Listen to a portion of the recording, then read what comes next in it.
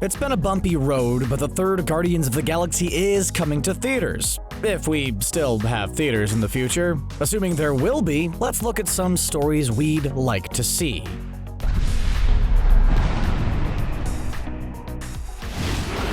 Do you think we've had enough of Thanos yet? Maybe, maybe not. Thanos was easily the best villain the Marvel Cinematic Universe produced, and it took the entire MCU to bring him down. While Thanos made his first appearance in the end credits of the Avengers, his first real appearance was in Guardians of the Galaxy. It may have taken the Avengers 19 movies to find out who the man behind the menace was, but the Guardians were formed as a Thanos-hating club. In Realm of Kings, the Inhumans set off a Terrigenesis bomb that opens a rift to a universe where death has been defeated and life runs rampant. Who better to deal with a situation of too much life than the guy who thought killing half of everything would save it? The Guardians are put in charge of a revived Thanos and the Thanos Initiative to deal with the incursion from what gets called the Cancerverse. The multiverse is set to be a bigger factor in the MCU going forward, with Scarlet Witch and Doctor Strange set to dive into the multiverse of madness. Since the Guardians came together because of Thanos, if they close the trilogy having to use a revived or alternate Thanos to stop a universe of unfettered life, it might be a nice capper on both of their stories.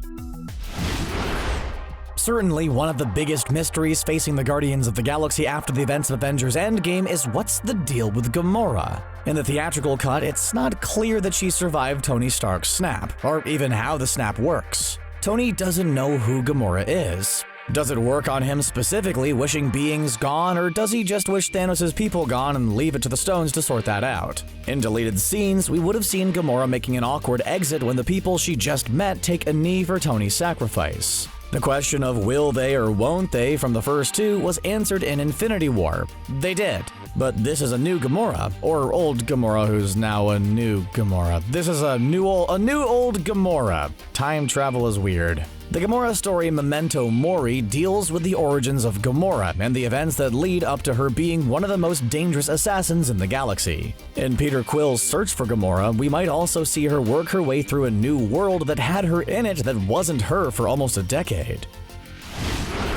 One of the big fallouts of the Infinity Saga is the giant wake of defeating of Thanos and the huge power vacuum that was just created. Not just with the wandering threat of Thanos, but everything he wiped out in the pursuit of his goals. That includes devastating both the Asgardians and the Nova Corps, two of the biggest stabilizing elements in the universe. The comic storyline War of Kings deals with a power vacuum caused after Secret Invasion and the Kree-Shi'ar War. Seriously, is there anybody who gets along with the Kree? Galactic superheroes end up fighting it out for power. One of those could be the Clintarians, maybe better known as the symbiotes. Or rather, what Venom is. But the Venom symbiote is actually a bit of a rogue symbiote with his own history, but the Clintarians are heavily involved in the history of the galaxy. In fact, it was their founder Null who beheaded the Celestial whose head became nowhere. We could also see the introduction of Richard Rider, the young Earthling who was given a leftover Nova Corps suit to carry on the work of the Nova Corps as Nova.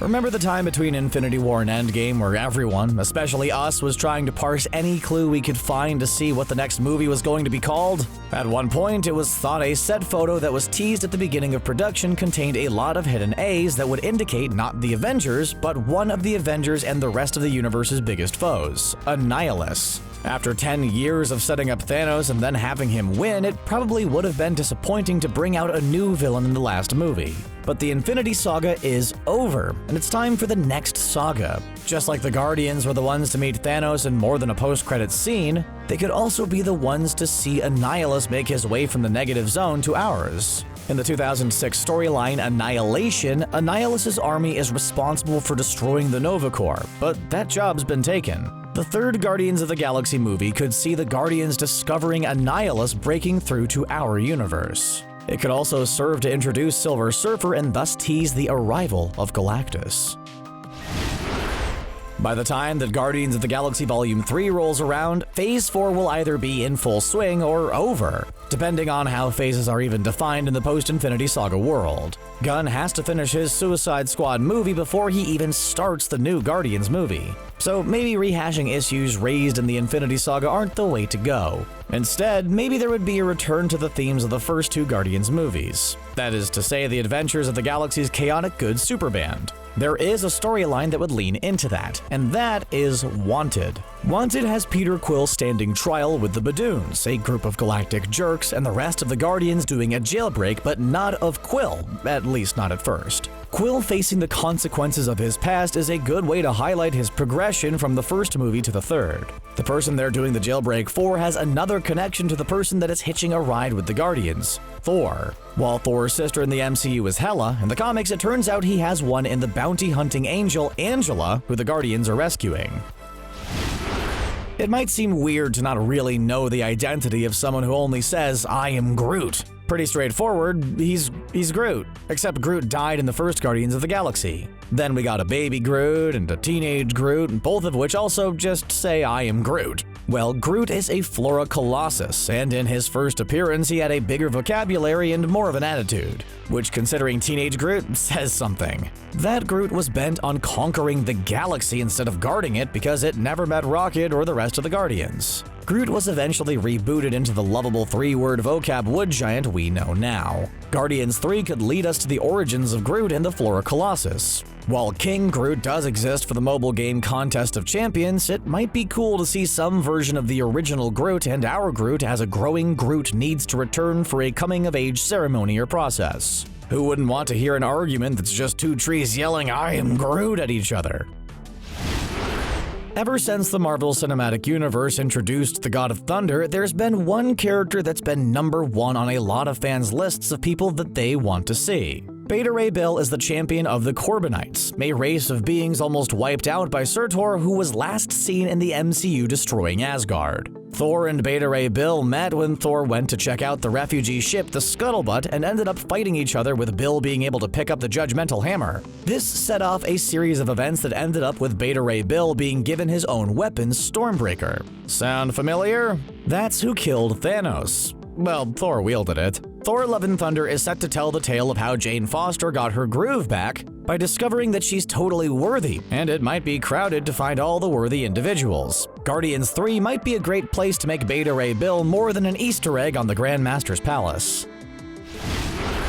Ghost Rider has had a rough time of it in the live-action world. Before there was an MCU, there was a pair of Ghost Rider movies that were, well, they were. Then the Robbie Reyes Ghost Rider made an appearance in a season arc for Agents of S.H.I.E.L.D., which was well received. Before the breakup between Marvel and Netflix, Ghost Rider was teased as part of the next wave of Defenders series. Then he wasn't. With the introduction of Disney+, Robbie Reyes was set to make a comeback in his own series.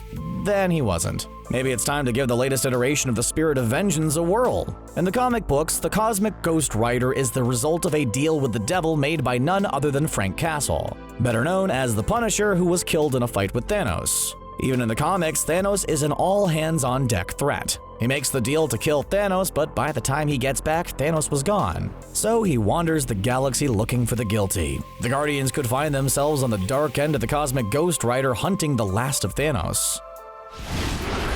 One of the stories left on the table from the first two Guardians movies is the story of Drax. While the team's muscle has also provided a lot of comic relief, he's also provided a lot of pathos for the team with his unabashed love and adoration for his family. No one talks as sincerely or as openly emotional about their love than Drax. Forget Gamora and Quill, Drax and his wife are the love story of the Guardians of the Galaxy. So deep is his love and his pain that when the team is on Nowhere on the Run, he drunk dials Ronan for a little one-on-one that goes predictably very bad. At the end of Guardians, Drax was able, with the help of his friends, to disintegrate Ronan. With Thanos and Ronan dead, it might seem like Drax's story is over, but maybe not. At the very least, we could see Drax's story as a parable for closure, and moving on for the rest of the Guardians to learn from, as Drax, as crazy as it might sound, is the one person on the team who is most in touch with his feelings. One of the things that Gunn has said about the third movie before his own will they won't they drama unfolded was that it would deal with Marvel characters new and old. One of those obviously could be the continuously teased Adam Warlock that Gunn has been very coy about whether he would pay that teasing off or not. But one of the consequences of that interaction with the galaxy's powerful arbitrator could be to help the Guardians meet the very definition of characters who are both new and old. The original Guardians from the 1969 series were set in the future with a Buck Rogers-esque frozen astronaut who the current Guardians meet and got the idea to name their team. Turns out the frozen future past Guardian has been time traveling to prevent his own terrible future. The MCU Guardians would be in a place to give him some bad news about how time travel works. Adam Warlock could figure into that story, as well as the Badoons, who started off as old-school Guardians bad guys.